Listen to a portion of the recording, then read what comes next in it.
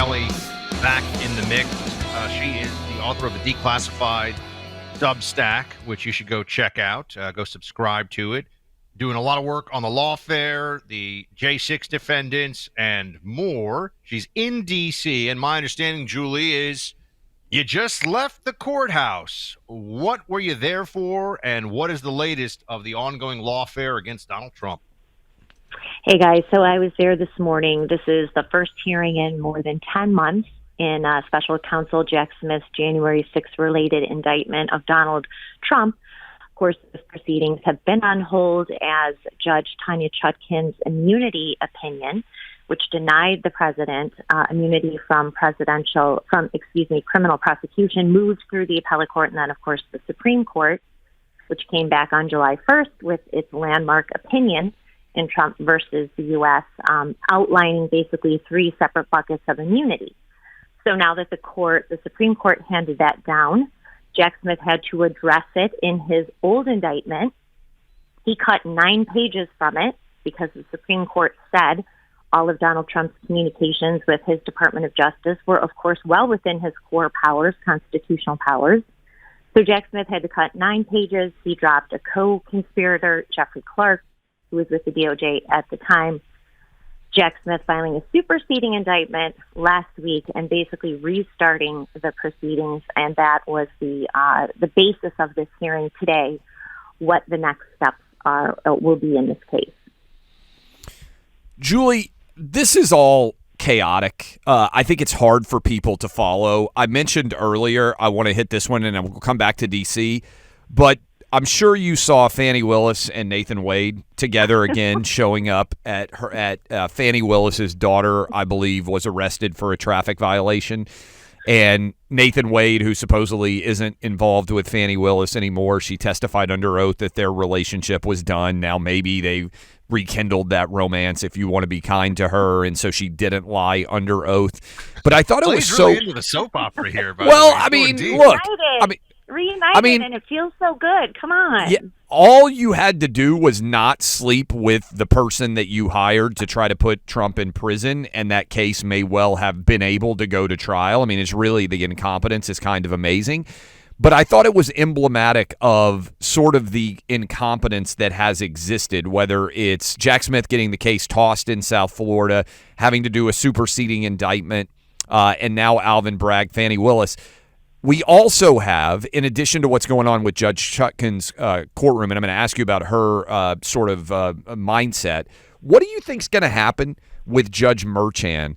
Because now he's got to make a decision, and it's a pretty big one, what to do with Trump. I saw there was a hagiography profile of Merchan just remind in the everybody Times. real quick, like, we're talking about New York City now. Correct. Just so everyone, because we're moving around to cases and judges here. Well, New York City it's so messy. When you look at all this, Julie, what do you think they're going to do in New York City? Look, I think we talked about this maybe last week, and I've tweeted this, and that is these judges and prosecutors don't care. They don't care if higher courts come in, and I saw that today with Judge Chutkin. They don't care if they're humiliated at the appellate level or the Supreme Court. These prosecutors don't care if they're humiliated in the press or even by their colleagues. Their only goal, and this is prosecutors and judges, Georgia, New York, Washington, thank God for Judge Aileen Cannon in Florida, she's the exception. If this helps to destroy Donald Trump, to help disable or hurt him at all in the election, they don't care about the long-term consequences. And this is what we could talk about Judge Tanya Chutkin today. They are all on the same page. They have no respect for the rule of law, for due process, for common decency. So, of course, Juan Merchan is going to come back on September 16th. He is going to issue an order without any hearing, without any input from the Department of Justice. He is going to come back and say that the Supreme Court's immunity ruling has no involvement, has no part of the New York case, even though the New York case deals with when Donald Trump was in the White House, communications he had with White House employees and officials. He's going to come back and single-handedly say, no, none of this is covered under the Supreme Court immunity ruling.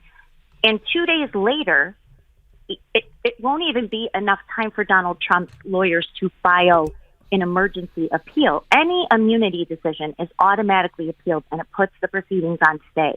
They'll barely have time to file that appeal before 2 days later, on September 18th, Merchan is supposed to sentence Donald Trump for his convictions. He doesn't care if he gets overturned later.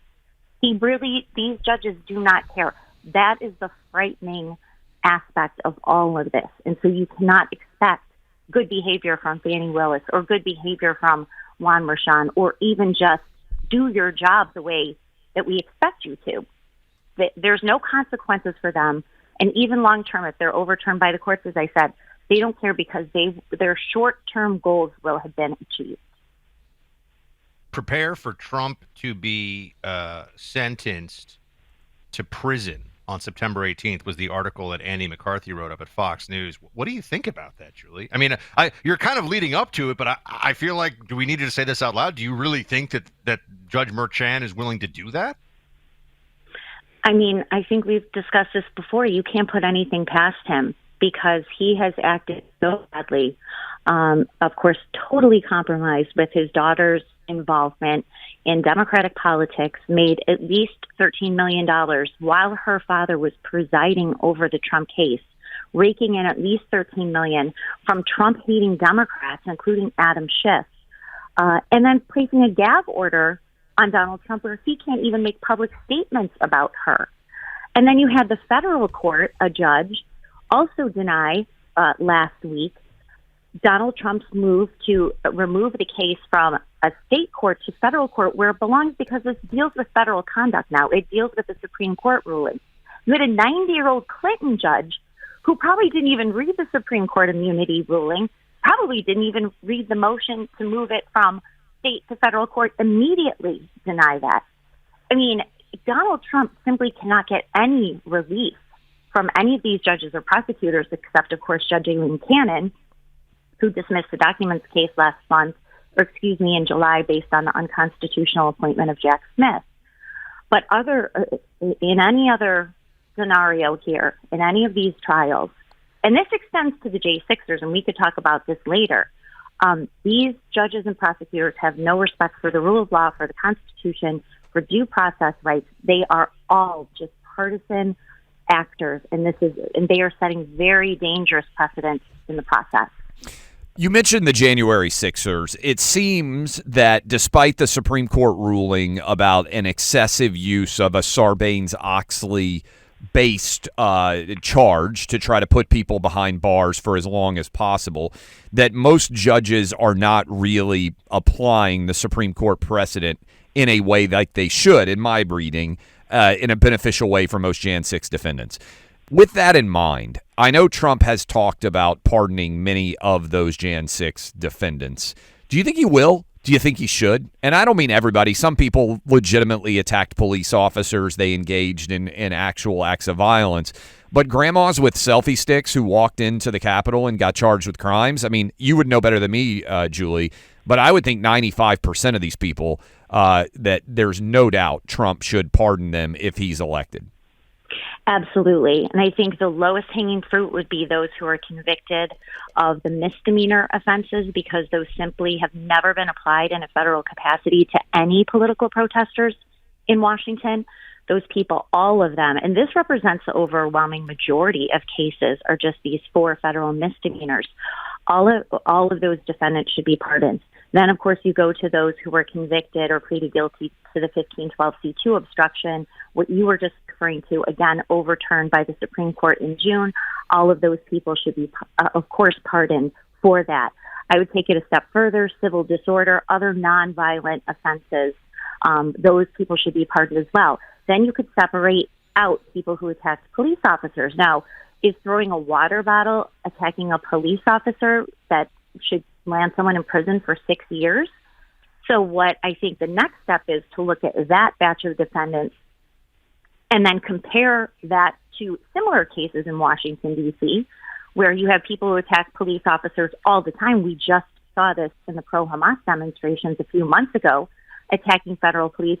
Those people have not even been arrested or charged, let alone had the books thrown at them. So then the president will have to look at, comparable cases, and those sentences, and almost all of them should be commuted because there's just no comparison between people who've attacked federal officers during a political protest, whether it was 2017, 2020, 2021, or certainly this year or late last year, that there has to be equity in how the law is applied in Washington. But that is not happening. And every time I come here, you guys, I am more disgusted and truly heartbroken in a way at what I see happen in the D.C. courthouse. They basically, judges are saying, back to the Fisher 1512C2, they are saying to J6ers, the criminal code and the federal sentencing guidance never anticipated an event like January 6th. So they can basically make up laws. They can misapply the law. They can ignore limits in federal sentencing guidance to exact maximum punishment on J6ers, even to the point of ignoring the Supreme Court, which is what they're doing. Because they want to send a message, like Merrick Garland has said, this will not be tolerated. If you try to protest again the election in Washington, the 2024 results, this is what will happen to you. Julie, I have to ask you, because there's some back channel chatter going on among a bunch of people I know on the right, that while we see all this Russia stuff as just the most obvious and conveniently timed political manipulation in advance of the election, that maybe there's more stuff going on. We know what happened to Trump. We know about the abuse of FISA. We know about the whole weaponization of the deep state. It's still there, and now they've got a Democrat president. Do you have any concerns, given the return of, Russia Collusion 3.0 or whatever we're calling it, that we're just seeing the beginning of this? Possibly, because that they will use that, just as they did in 2020, to suppress information, to suppress free expression. I believe the indictment, I haven't had a chance because I've been here covering this, deals with if you make negative comments about immigration or inflation, that somehow that is going to be Russian disinformation, just like we saw about Hunter's laptop, just like we saw about criticism of absentee voting in 2020. But it's stunning to me that same DOJ claiming the Russians are trying to interfere in our election, having Jack Smith and at least 8 other federal prosecutors in a D.C. courtroom this morning advancing an indictment, a weak, watered-down indictment that will ultimately be tossed. Keeping that indictment in play now 60 days away from Election Day, and having a federal judge, Judge Tanya Chutkan, an Obama appointee, say out loud, the election has no consideration in my courtroom. The electoral schedule will have no impact on my trial schedule or hearing schedule moving forward. It is not a factor in my courtroom. That's what she said. So the same DOJ warning about what? Now, more Russia, flagrantly allowing their own department and special counsel, unconstitutional special counsel, by the way, advancing this indictment, keeping Donald Trump's lawyers in court, and also keeping this phony, bogus indictment in the headlines. Julie Kelly, everybody, Declassified is her Substack. She just walked out of the courtroom down there in D.C., doing the most on the front lines engagement with this lawfare stuff, reporting on this lawfare stuff, if anybody. Julie, thank you so much. Great to have you as always. Thank you, Julie. Sorry I'm fired up, guys, but thank you for having me. We like fired up, Julie. Stay fired up. We'll talk to you soon. Thanks, guys. Calling all hunters out there. Fall hunting season is pretty much upon us, so it depends where you are. So if you're looking to get the next excellent rifle in your arsenal, you got to check out Bear Creek Arsenal. See what I did there? Many of the rifles are manufactured in a way that you can change out the upper parts, so that makes them even more customizable. I'm talking about uppers you can switch with your existing firearm and change the caliber that you're using, so you have more variety and more options with the guns you already have. So think about this. You can get great uppers from Bear Creek Arsenal or fully formed firearms, whatever you want. Go check out on the website. They have so many different calibers, so many different modifications and additions that you can make to your existing firearms. Like I said, their uppers, that's something they're really well known for because they're phenomenal. They got all kinds of different calibers, and you get them at an incredible price. Remember, you can save 10% off your first order when you use my name Buck as your coupon code when you go to BearCreekArsenal.com. That's BearCreekArsenal.com. Use that promo code Buck for 10% off, coupon code, promo code. 10% off when you go to BearCreekArsenal.com. I've got 3 Bear Creek Arsenal firearms. I think I'm about to get a 4th. So I highly recommend you go see what they have. The best quality, the best craftsmanship, and simply best bang for your buck. BearCreekArsenal.com.